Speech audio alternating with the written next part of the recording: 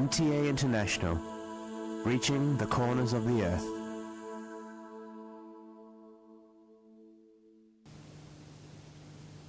اب حضرت مرزا طاہر احمد صاحب خلیفۃ المسیح الرابع امام جماعت احمدیہ ایدہ اللہ تعالی بنصر العزیز کا خطبہ جمعہ ہوگا۔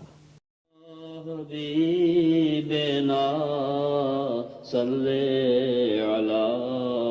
محمد صلی علی حبیبنا صلی علی محمد صلی علی رسولنا صلی علی محمد صلی علی رسولنا صلی علی محمد صلی علی محمد صلی علی محمد صلی علی محمد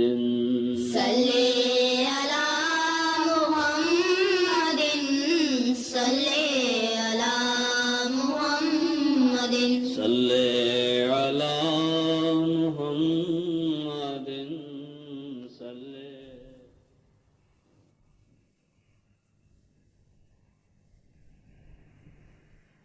السلام علیکم ورحمۃ اللہ۔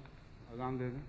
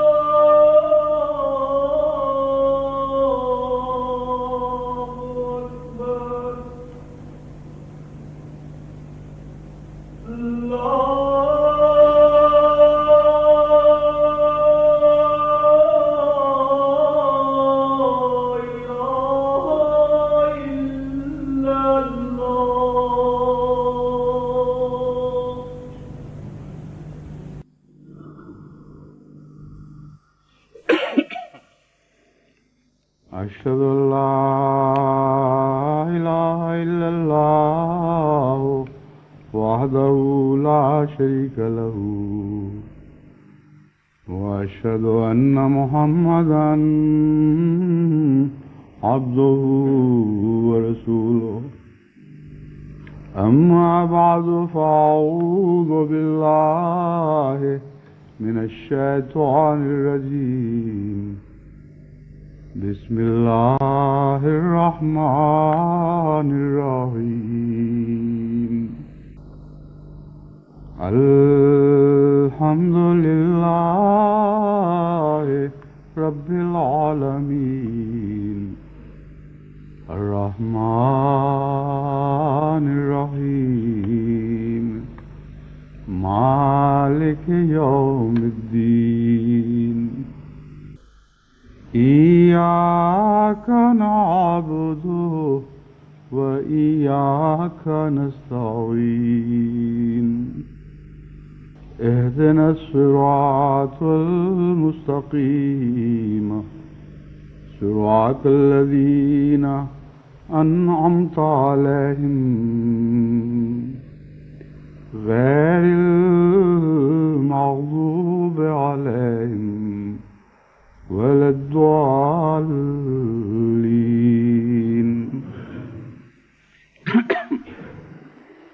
وہ لوگ جو بڑے بڑے منصوبے بناتے ہیں ان کو یہ رجحان پیدا کرنا چاہیے کہ ابتدائی باتوں کی طرف خصوصی توجہ دیں. بعض دفعہ بہت ہی بلند بانگ منصوبے بنانے والے اور بلند بانگ دعوی کرنے والے ابتدائی باتوں سے بے خبر رہ جاتے ہیں، اور وہ چیزیں جو ان کی نظر میں ابتدائی ہیں در حقیقت بنیادی حیثیت رکھنے والی باتیں ہوا کرتی ہیں. اور جب تک بنیادیں قائم نہ ہوں کوئی بلند عمارت تعمیر نہیں کی جا سکتی. ایک ایسا قانون ہے جسے کوئی دنیا کا انجینئر، کوئی ماہر فن نظر انداز نہیں کر سکتا. قوموں کی تعمیر میں،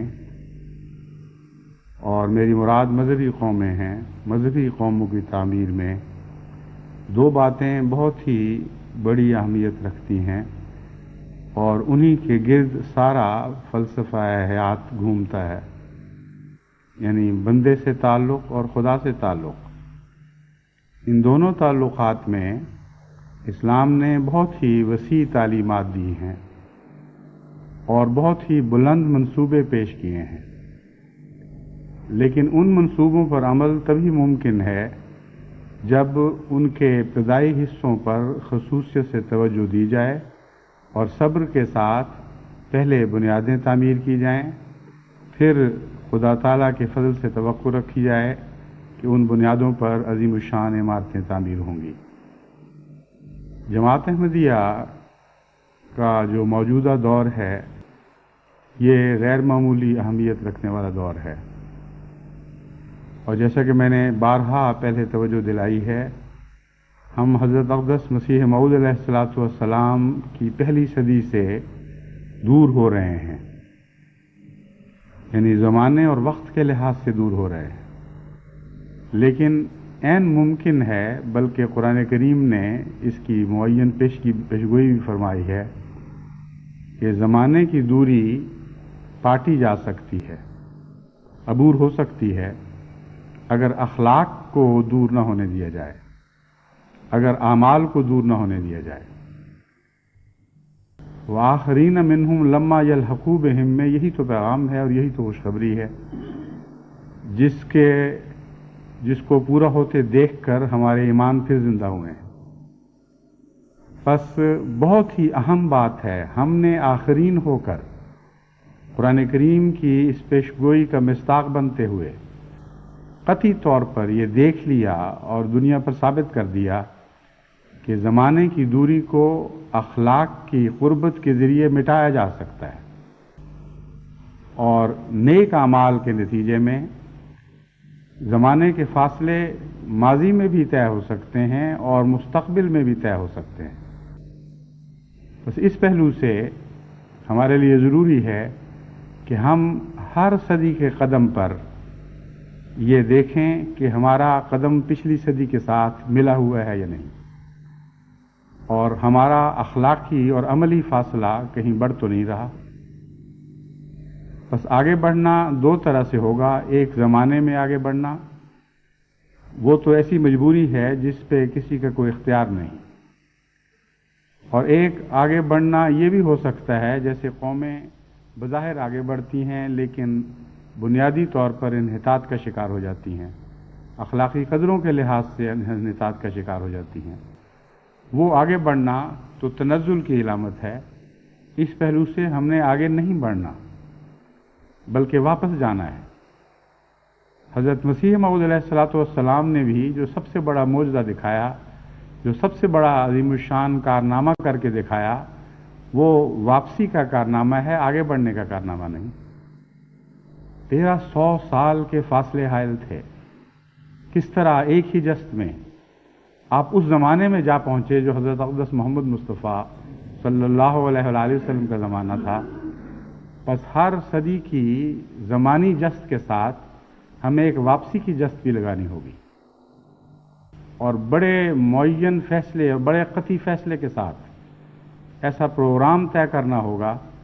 کہ جب ہم وقت میں آگے بڑھیں تو اخلاقی اور اعمالی قدروں میں واپس جا رہے ہوں۔ اس پہلو سے اس دور میں جب میں چاروں طرف دیکھتا ہوں تو جماعت کے پھیلاؤ کے ساتھ ساتھ اور بھی مسائل بڑھتے ہوئے دکھائی دیتے ہیں۔ جماعت اللہ تعالیٰ کے فضل سے تیزی سے بڑھ رہی ہے،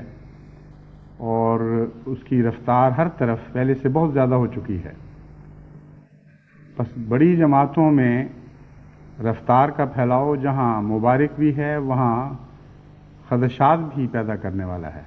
اور فکریں بھی پیدا کرنے والا ہے۔ اسی طرح بڑی جماعتوں میں نسل پھیلتی ہے، تولید کے ذریعے جماعتیں بڑھتی ہیں، اس پہلو سے بھی ساتھ ہی تربیتی فکریں بڑھنے لگتی ہیں۔ بس جب میں نے مجلس خدام الاحمدیہ، انصار اللہ اور لجنہ کو تمام ملکوں میں براہ راست اپنے تابع کرنے کا فیصلہ کیا تو اس میں یہ ایک بڑی حکمت پیش نظر تھی، تاکہ میں ان مجالس سے براہ راست ایسے کام لوں جن کے نتیجے میں خدا تعالیٰ کے فضل اور رحم کے ساتھ ہماری تربیتی ضرورتیں پوری ہو سکیں، اور خدام الاحمدیہ اور انصار اللہ اور لجنہ مع اللہ محض خوابوں کے محل تعمیر نہ کریں، بلکہ چھوٹے چھوٹے ایسے اقدام کریں جن کے نتیجے میں غریبانہ سر چھپانے کی گنجائش تو پوری ہو۔ یہ وہ ضرورت ہے جس کے پیش نظر، جیسا کہ میں نے بیان کیا، مجھے یہ اقدام کرنا پڑا۔ اس سلسلے میں آج میں دو ابتدائی پروگرام جماعت کے سامنے رکھتا ہوں، اور یہ تینوں مجالس خصوصیت کے ساتھ میری مخاطب ہیں۔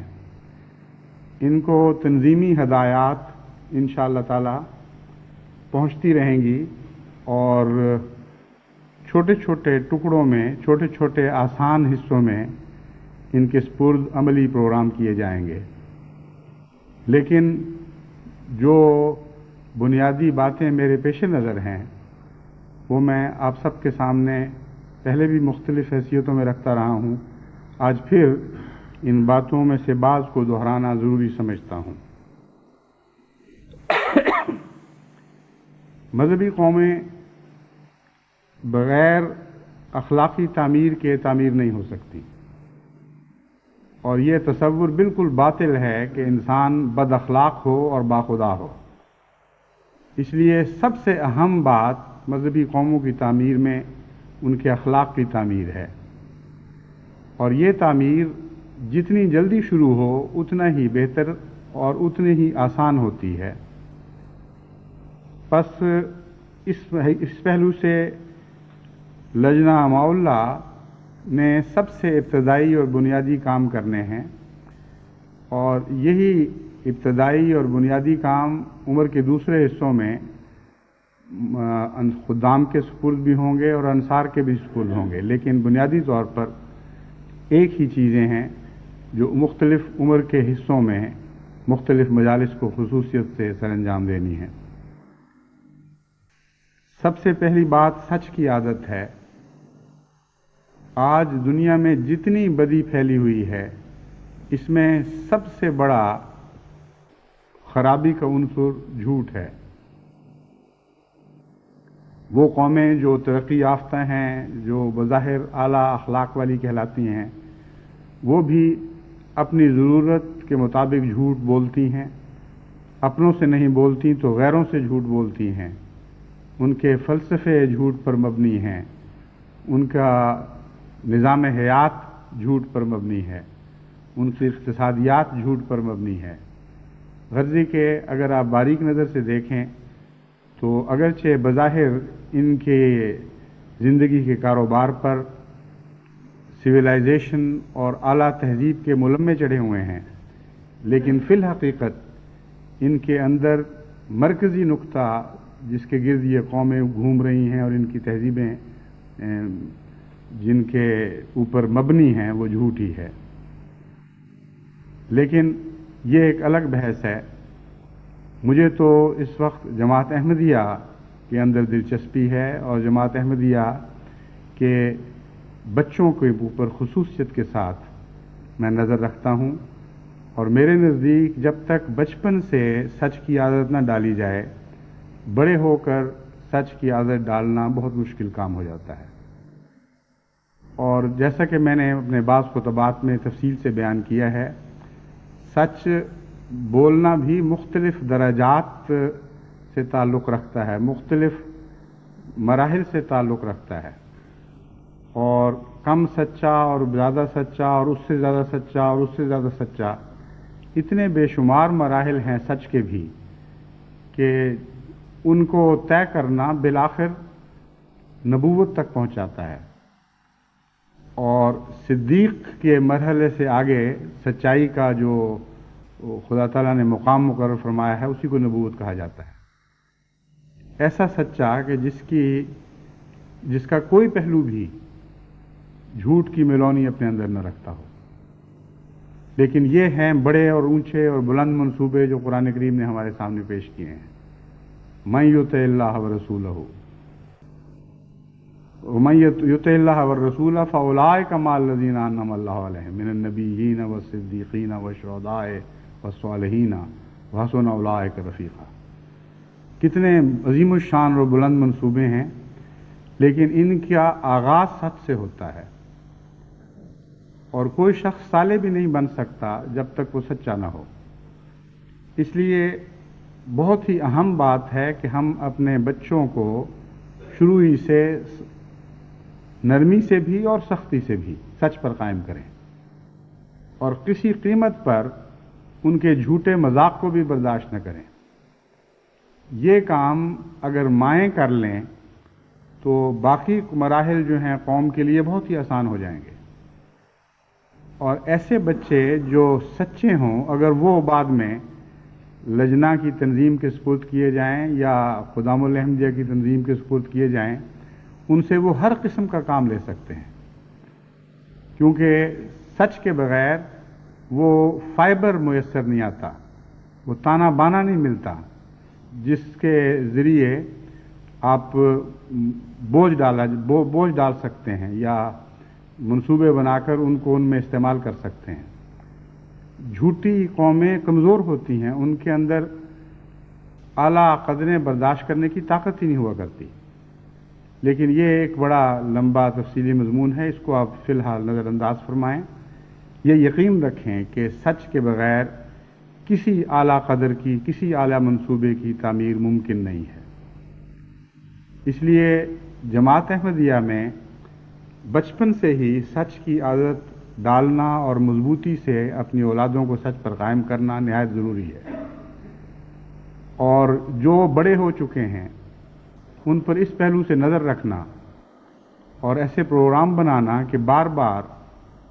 خدام اور انصار اور لجنات اس طرف متوجہ ہوتی رہیں کہ سچائی کی کتنی بڑی قیمت ہے اور کتنی بڑی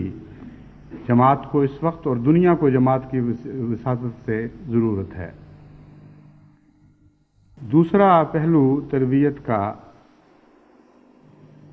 نرم اور پاک زبان استعمال کرنا اور ایک دوسرے کا ادب کرنا، یہ بھی بظاہر چھوٹی سی بات ہے، ابتدائی چیز ہے، لیکن جہاں تک میں نے جائزہ لیا ہے وہ سارے جھگڑے جو جماعت کے اندر نجی طور پر پیدا ہوتے ہیں یا ایک دوسرے سے تعلقات میں پیدا ہوتے ہیں، ان میں جھوٹ کے بعد سب سے بڑا دخل اس بات کا ہے کہ بعض لوگوں کو نرم خوئی کے ساتھ کلام کرنا نہیں آتا، ان کی زبان میں درشتگی پائی جاتی ہے، ان کی باتوں اور طرز میں تکلیف دینے کا ایک رجحان پایا جاتا ہے، جس سے بسا اوقات وہ باخبر ہی نہیں ہوتے۔ جس طرح کانٹے دکھ دیتے ہیں اور ان کو پتہ نہیں کہ ہم کیا کر رہے ہیں، اسی طرح بعض لوگ روحانی طور پر سوکھ کے کانٹے بن جاتے ہیں اور ان کی روزمرہ کی باتیں چاروں طرف دکھ بکھیر رہی ہوتی ہیں، تکلیف دے رہی ہوتی ہیں، اور ان کو خبر ہی نہیں ہوتی کہ ہم کیا کر رہے ہیں۔ ایسے اگر مرد ہوں تو ان کی عورتیں بیچاری ہمیشہ ظلموں کا نشانہ بنی رہتی ہیں، اگر عورتیں ہوں تو ان مردوں کی زندگی جیرن ہو جاتی ہے۔ یہ بات بھی ایسی ہے جس کو بچپن سے ہی پیش نظر رکھنا ضروری ہے۔ گھر میں بچے جب ایک دوسرے سے کلام کرتے ہیں،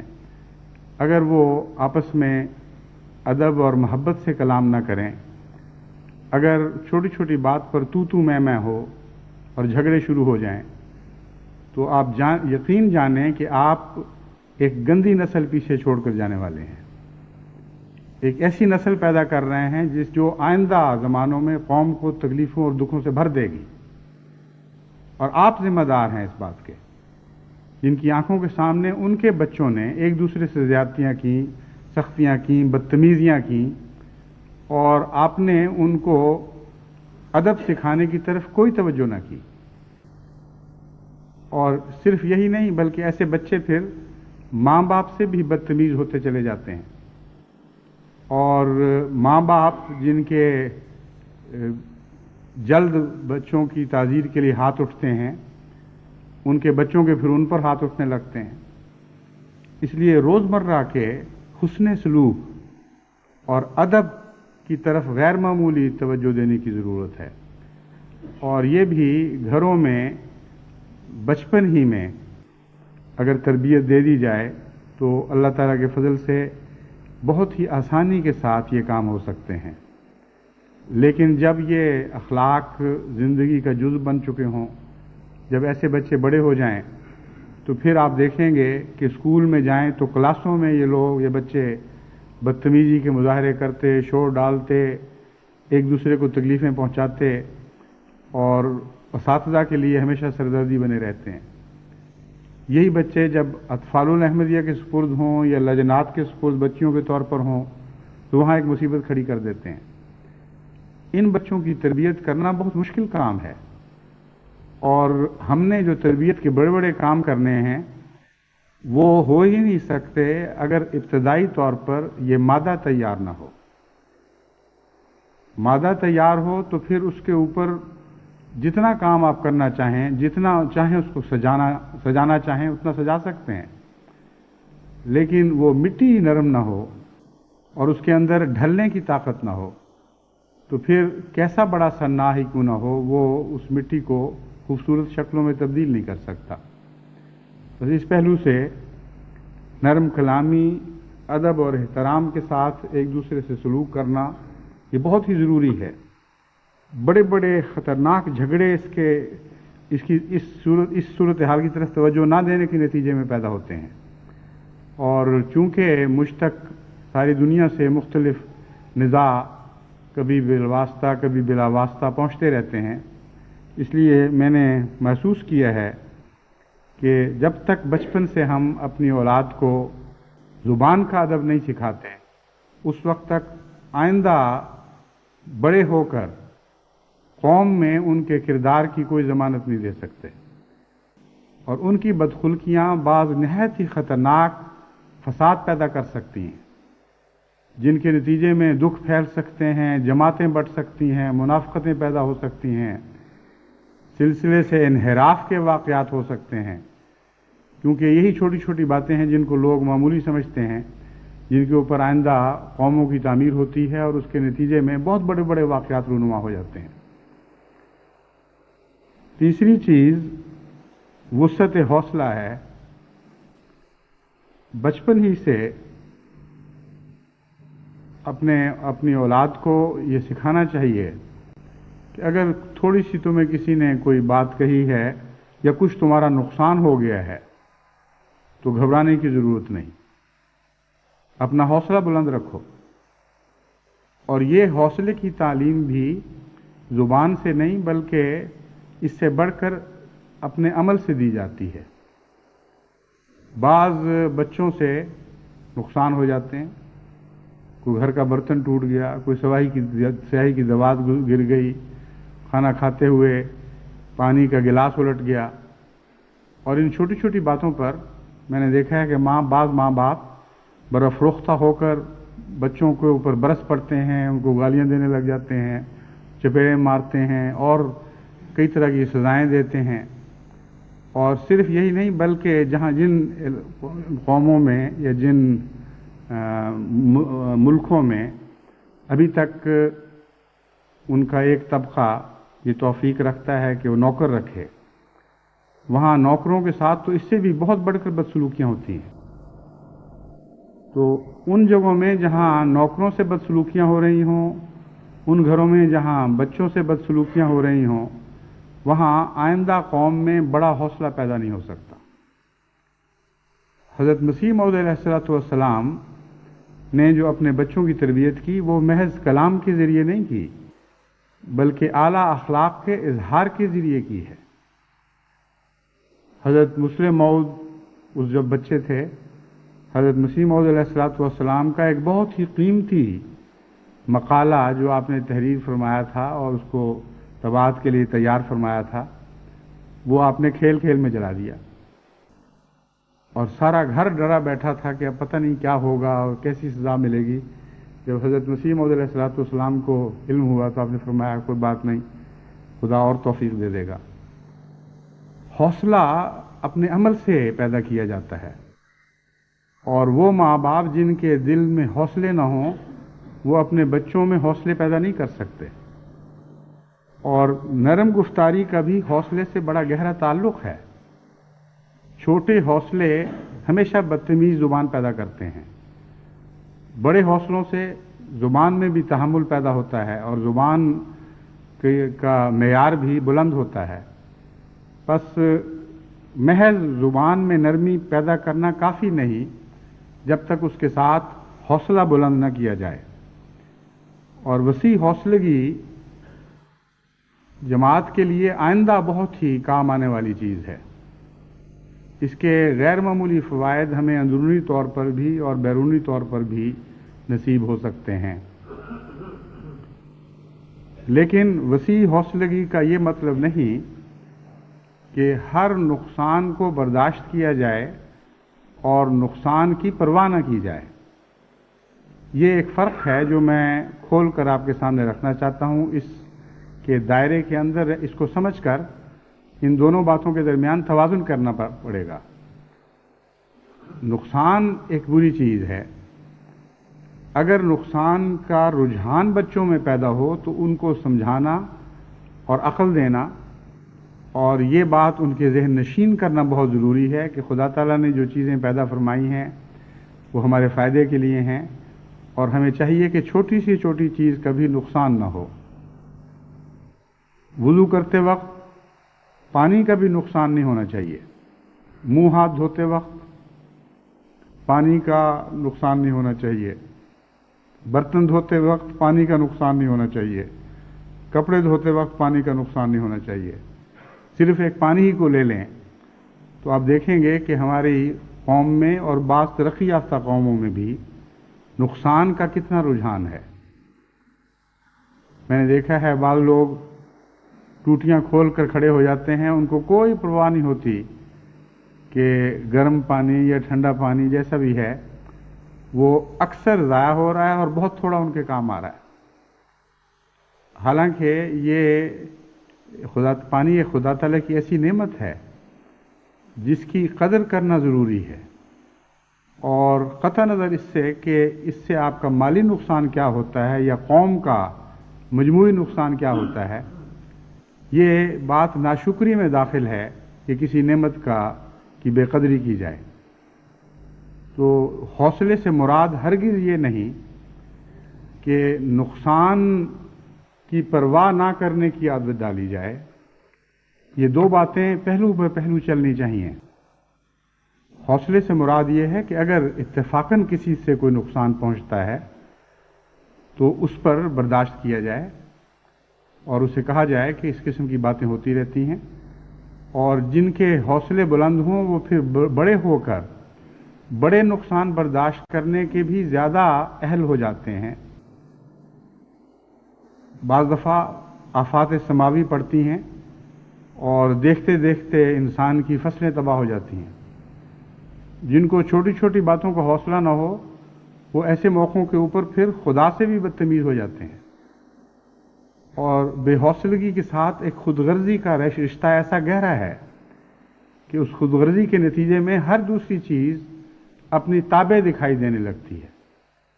اگر وہ فائدہ پہنچا رہی ہے تو ٹھیک ہے، ذرا سا بھی نقصان کسی سے پہنچے تو انسان حوصلہ چھوڑ بیٹھتا ہے، اور جب بندوں سے بے حوصلگی شروع ہو تو بالآخر خدا سے بھی انسان بے حوصلہ ہو جاتا ہے۔ اسی لیے حضرت اقدس محمد مصطفیٰ صلی اللہ علیہ وآلہ وسلم نے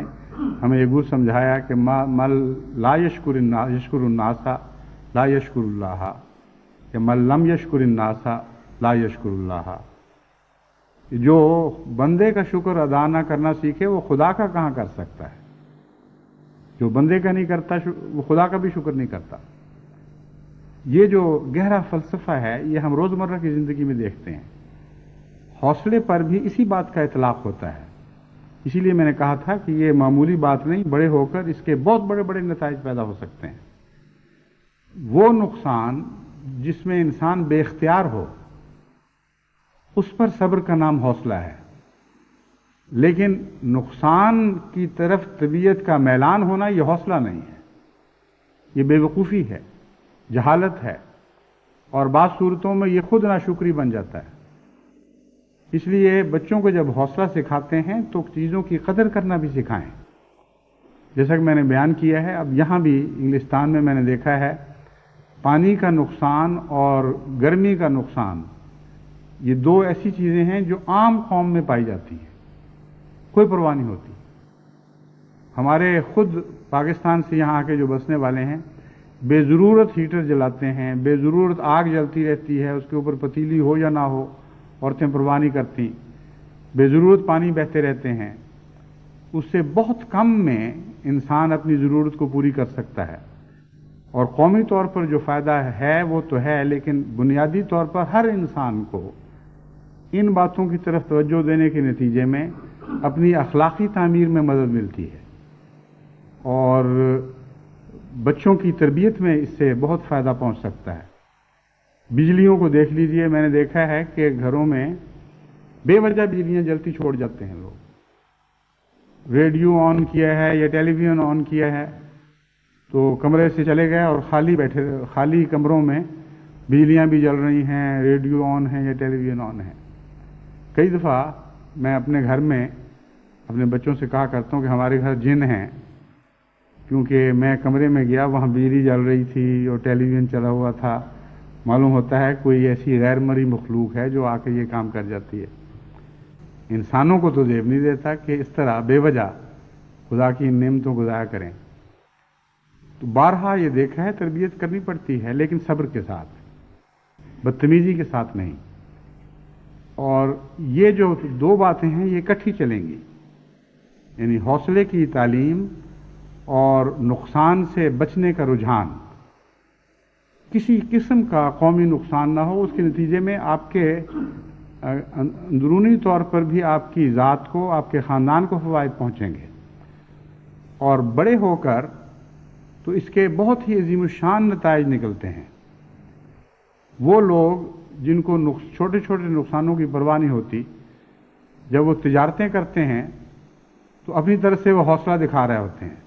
کہ اچھا یہ ہو گیا کوئی فرق نہیں پڑتا، اچھا وہ نقصان ہو گیا کوئی فرق نہیں پڑتا، ہم اور آگے کما لیں گے۔ یہ جہالت کی باتیں ہیں۔ اچھے تاجر وہی ہوتے ہیں جو چھوٹے سے چھوٹا نقصان بھی برداشت نہ کریں، اور حوصلے کا مطلب ہرگز یہ نہیں کہ اپنے نقصان کو آنکھوں کے سامنے ہوتا دیکھیں اور روکنے کی کوشش نہ کریں۔ چوتھی بات، غریب کی ہمدردی اور دکھ دور کرنے کی عادت ہے۔ یہ بھی بچپن ہی سے پیدا کرنی چاہیے۔ جن بچوں کو نرم مزاج مائیں غریب کی ہمدردی کی باتیں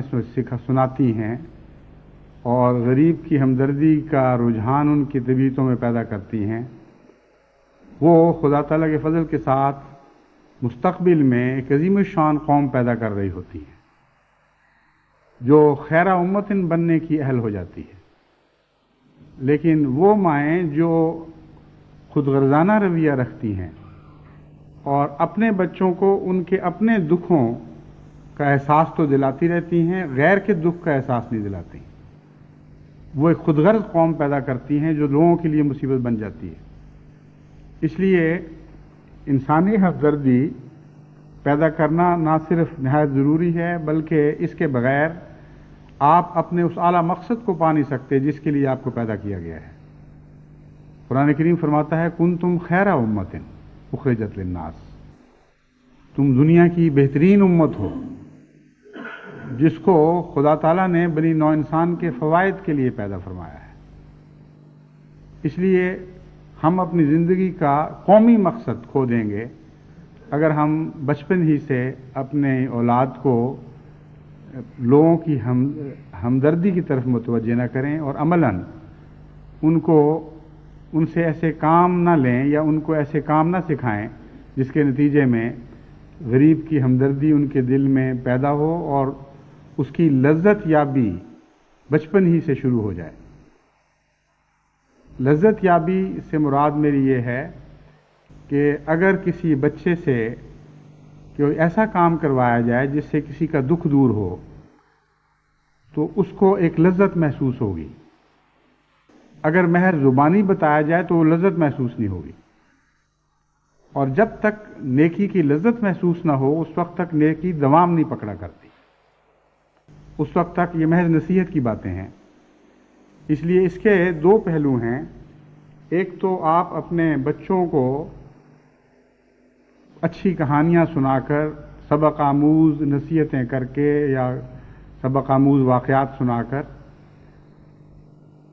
غریبوں کی ہمدردی کی طرف مائل کریں، دکھ والوں کے دکھ دور کرنے کی طرف مائل کریں۔ ہر وہ شخص جو مصیبت زدہ ہے، کسی تکلیف میں مبتلا ہے، یہ احساس پیدا کریں کہ اس کی مصیبت دور ہونی چاہیے، اس کی تکلیف دور کرنے کی کوشش کرنی چاہیے، خدمت کا جذبہ ان کے اندر پیدا کریں، بلکہ اس کے ساتھ مواقع بھی مہیا کریں۔ ہمارے یہاں عام طور پر ایسے مواقع میسر نہیں آتے، یعنی روزمرہ کی زندگی میں، کیونکہ یہ ایک ایسا ملک ہے جہاں امیروں اور غریبوں کے درمیان فاصلے بہت ہیں، یا درمیانے طبقہ کے لوگوں کے درمیان اور غریبوں کے درمیان بہت فاصلے ہیں۔ لیکن ہمارے ملکوں میں، یعنی غریب ملکوں میں، تیسری دنیا کے ملکوں میں، تو غریب اور امیر ساتھ ساتھ رہتے ہیں۔ ہر روز ان کی گلیوں، ان کی بازاروں میں غربت تکلیف اٹھاتی ہوئی دکھائی دیتی ہے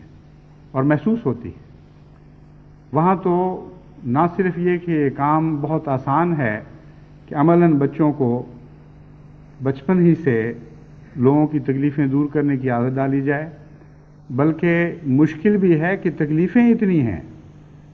کہ انسان کے حد استطاعت سے بہت بڑی بھی دکھائی دیتی ہیں۔ ایسے ہی ملکوں کے متعلق غالباً ایسے ہی ماحول میں غالب نے یہ کہا تھا کہ کون ہے جو نہیں ہے حاجت مند، کس کی حاجت روا کرے کوئی۔ لیکن اس کا یہ مطلب نہیں کہ چونکہ حاجتیں پوری کرنا ہمارے بس سے بڑھ گیا ہے اس لیے ہم حاجت پوری کرنا چھوڑ دیں، بلکہ اس کا مطلب یہ ہے کہ کس کس کی کرے، دل یہ چاہتا ہے کہ ہر ایک کی کرے۔ بس جس کسی کی بھی جتنی حاجت بھی آپ دور کر سکتے ہیں خود بھی کریں اور بچوں سے کروائیں، اور بچپن میں اگر اس کی عادت پڑ جائے تو اس کے نتیجے میں بچہ جو لذت محسوس کرتا ہے وہ اس نیکی کو دوام بخش دیتی ہے، اور پھر بڑے ہو کر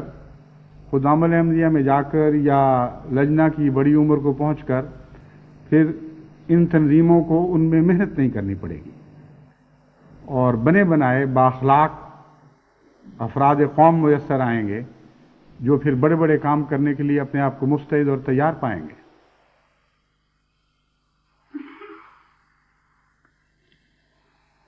آخر پر پانچویں بات جو میں آج کے خطاب کے لیے جو میں نے چنی ہے وہ مضبوط عزم اور ہمت ہے۔ مضبوط عزم اور ہمت اور نرم دلی اکٹھے رہ سکتے ہیں، اگر یہ اکٹھے نہ ہوں تو ایسا انسان کمزور تو ہوگا، بااخلاق نہیں ہوگا۔ نرم دلی جب آپ پیدا کرتے ہیں تو اس کا ہرگز یہ مطلب نہیں کہ ایسا نرم دل انسان اور ایسا نرم خو انسان مشکلات کے وقت گھبرا جائے اور مصائب کا سامنا کرنے کی طاقت نہ پائے۔ حضرت ابوبکر رضی اللہ تعالیٰ عنہ صدیق اکبر اس لحاظ سے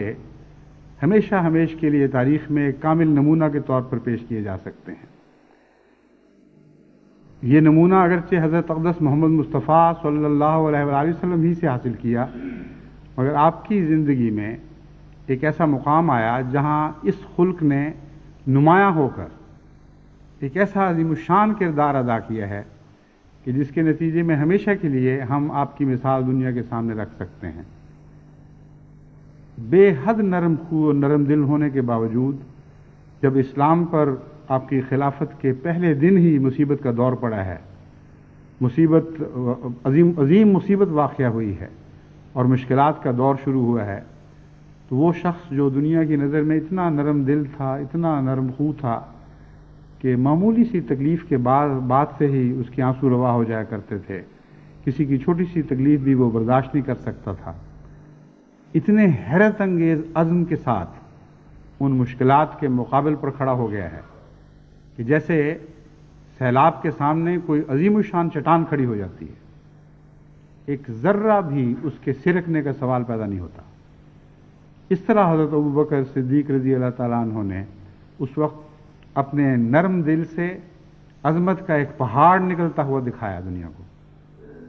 بس نرم دلی کا ہرگز یہ مطلب نہیں کہ انسان مشکلات کے وقت کمزور ہو یا بڑھتی ہوئی مشکلات کے سامنے ہمت ہار جائے۔ بچپن سے یہ خلق پیدا کرنا چاہیے کہ ہم نے شکست نہیں کھانی۔ حضرت اقدس مسیح موعود علیہ الصلوۃ والسلام کے متعلق یہ جو فقرہ ہے ایک عظیم الشان فقرہ ہے جو آپ کے اس عظیم خلق پر روشنی ڈالتا ہے کہ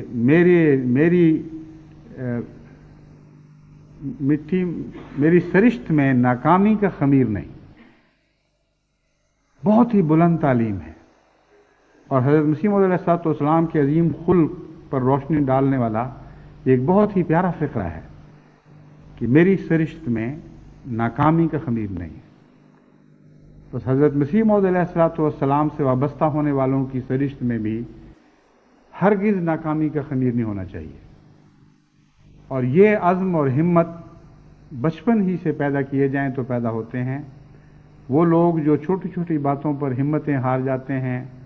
امتحان میں فیل ہو جائیں تو زندگی سے بیزار ہو جاتے ہیں، کوئی زندگی کی مراد پوری نہ ہو تو ان کا سارا فلسفہ حیات ایک زلزلے میں مبتلا ہو جاتا ہے. وہ سوچتے ہیں پتہ نہیں خدا بھی ہے کہ نہیں. ان کی چھوٹی سی کائنات تنکوں کی بنی ہوئی ہوتی ہے اور معمولی سا زلزلہ بھی اس کی خاک اڑا دیتا ہے. اس لیے وہ قومیں جنہوں نے بہت بڑے بڑے دنیا میں کام کرنے ہیں، عظیم الشان مقاصد کو حاصل کرنا ہے اور عظیم الشان ذمہ داریوں کو ادا کرنا ہے، جن کا مشکلات کا دور چند سالوں سے تعلق نہیں رکھتا بلکہ صدیوں تک پھیلا ہوا ہے. ہر مشکل کو انہوں نے سر کرنا ہے، ہر مصیبت کا مردانگی کے ساتھ مقابلہ کرنا ہے، ہر زور آور دشمن سے ٹکر لینی ہے اور اس کو ناکام اور نامراد کر کے دکھانا ہے. ایسی قوموں کی اولادیں اگر بچپن ہی سے عزم کی تعلیم نہ پائیں تو آئندہ نسلیں پھر اس عظیم الشان کام کو سر انجام نہیں دے سکیں گی. اس لیے بہت ہی ضرورت ہے کہ جہاں نرم کلام بچے پیدا کریں، جہاں نرم دل بچے پیدا کریں، جہاں نرم خو اولاد پیدا کریں جو دوسروں کی ادنا سی تکلیف سے بھی بے چین اور بے قرار ہو جائے اور ان کے دل کسی دوسرے کے دل کے غم سے پگھلنا شروع ہو جائیں، اس کے باوجود اس اولاد کو عزم کا پہاڑ بنا دیں اور بلند ہمتوں کا ایک ایسا عظیم الشان نمونہ بنا دیں کہ جس کے نتیجے میں قومیں ان سے سبق حاصل کریں. یہ وہ 5 بنیادی اخلاق ہیں جو میں سمجھتا ہوں کہ ہماری تنظیموں کو خصوصیت کے ساتھ اپنے تربیتی پروگرام میں پیش نظر رکھنے چاہیے. ان پر اگر وہ اپنے سارے منصوبوں کی بنا ڈال دیں اور سب سے زیادہ توجہ ان اخلاق کی طرف کریں تو میں سمجھتا ہوں کہ اس کا فائدہ آئندہ 100 سال ہی نہیں بلکہ سینکڑوں سال تک بنی نوع انسان کو پہنچتا رہے گا. کیونکہ آج کی جماعت احمدیہ اگر ان 5 اخلاق پر قائم ہو جائے اور مضبوطی کے ساتھ قائم ہو جائے اور ان کی اولادوں کے متعلق بھی یہ یقین ہو جائے کہ یہ بھی آئندہ انہی اخلاق کے نگران اور محافظ بنی رہیں گی اور اس کی ان اخلاق کی روشنی دوسروں تک پھیلاتی رہیں گی اور پہنچاتی رہیں گی، تو پھر میں یقین رکھتا ہوں کہ ہم امن کی حالت میں اپنی جان دے سکتے ہیں، سکون کے ساتھ اپنے جان آفرین کے سپرد کر سکتے ہیں اور یقین رکھ سکتے ہیں کہ جو عظیم الشان کام ہمارے سپرد کیے تھے ہم نے جہاں تک ہمیں توفیق ملی ان کو سر انجام دیا. دوسرا پہلو مختصراً عبادات کا پہلو ہے. اس سلسلے میں بارہا جماعت کو پہلے بھی متوجہ کر چکا ہوں کہ ابتدائی چیزوں کی طرف بہت ہی توجہ دینے کی ضرورت ہے اور ان میں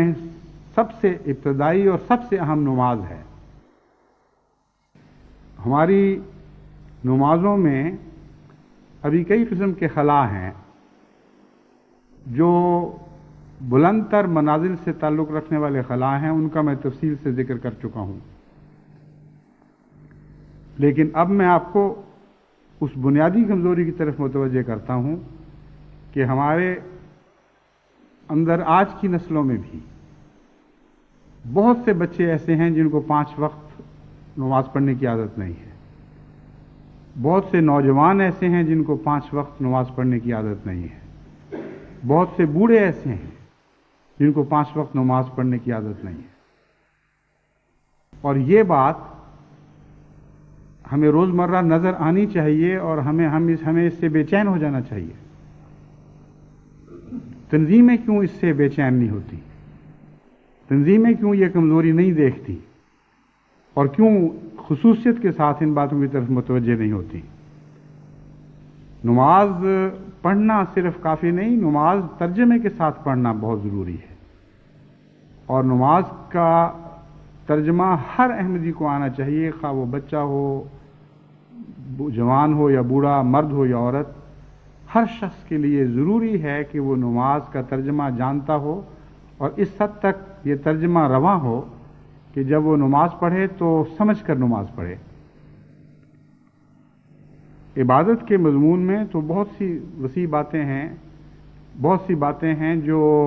اپنے اندر پھر اور بہت سی منازل رکھتی ہیں. لیکن سب سے بنیادی بات یہی ہے کہ ہم اپنی جماعت کو مکمل طور پر نماز پر قائم کر دیں. کسی اور نیکی کی اتنی تلقین قرآن کریم میں آپ کو نہیں ملے گی جتنی قیام عبادت کی تلقین ہے، قیام صلاۃ کی تلقین ہے. اس لیے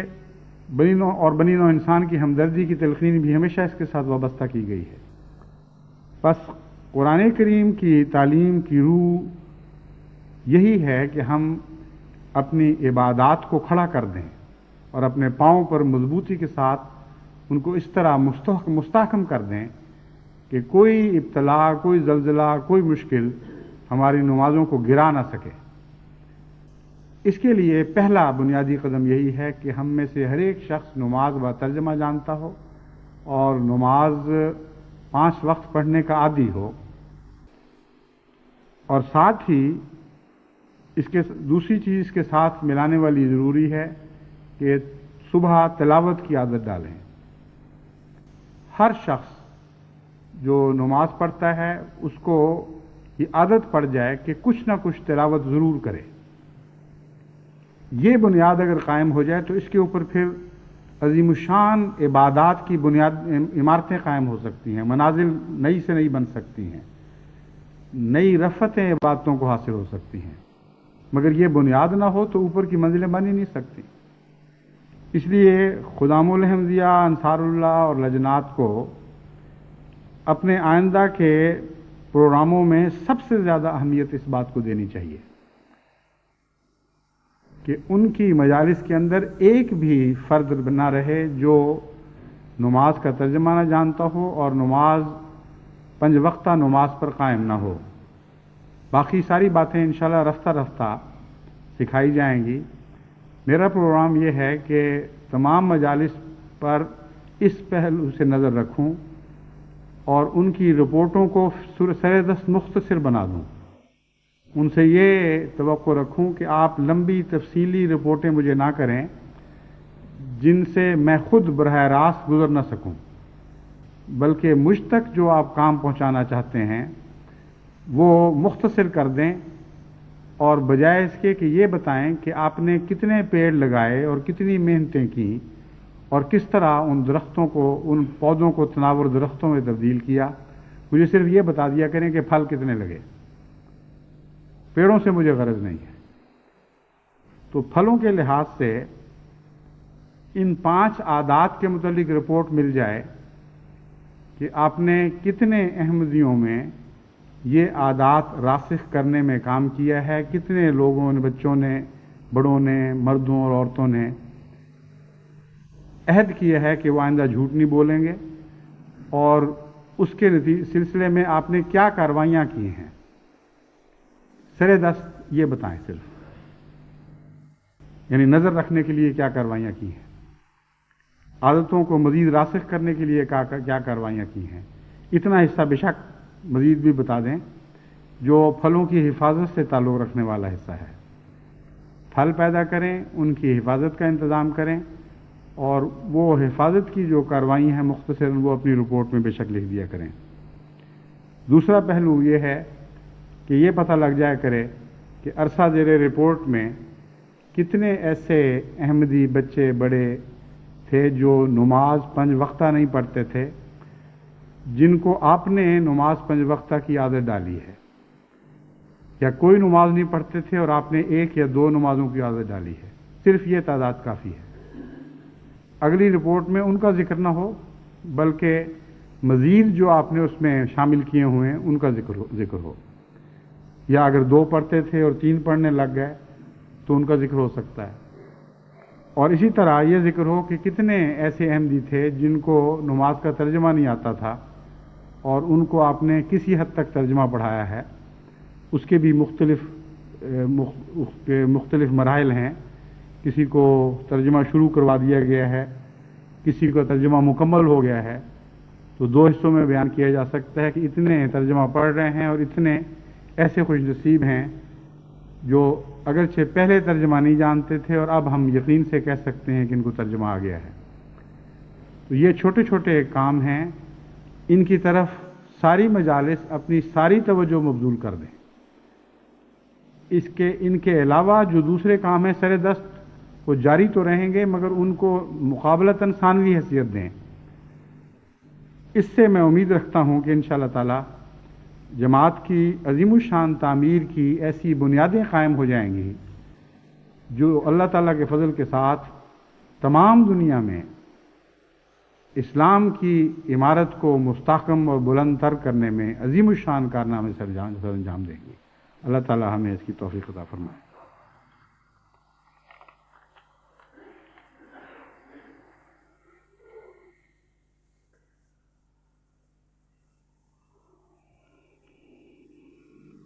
الحمد لله نحمده ونستعينه ونستغفره ونؤمن به ونتوكل عليه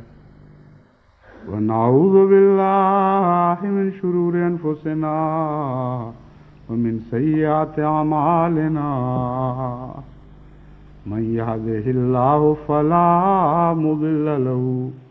ومن يضلله فلا هادي له ونشهد أن لا إله إلا الله وحده لا شريك له ونشهد أن محمدا عبده ورسوله. عباد الله رحمكم الله إن الله يأمر بالعدل والإحسان وإيتاء ذي القربى وينهى عن الفحشاء والمنكر والبغي يعظكم لعلكم تذكرون. اذكروا الله يذكركم وادعوه يستجب لكم ولذكر الله أكبر.